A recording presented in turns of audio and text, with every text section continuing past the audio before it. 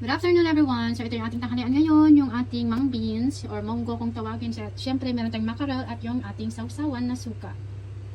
Kain na! So ito yung ating munggo or mung beans or balatong at saka yung ating mackerel. Kain!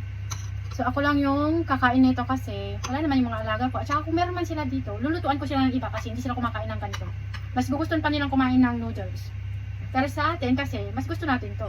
Mas panalo kumbaga sa noodles.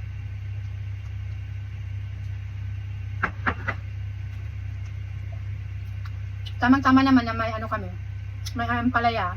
Tapos yung mga tira namin kagabi kasi naghatpat kami. May tira kaming mga spinach. So yun yung aking nilagay na pinakagulay ng ating ulam na munggo.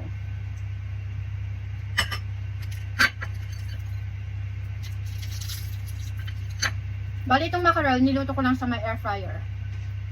Para hindi, ma-oily. Mas masarap kumain kapag may kape. Kaya nagpainit ako ng tubig. Mas marami pa ata itong gulay nito kaysa yung, yung munggo. Dinamihan ko talaga ng mga gulay. Mahilig kasi ako sa gulay. Mas gugustuhin ko pang kumain ng gulay. Or mag-ulam ng gulay kaysa yung karne.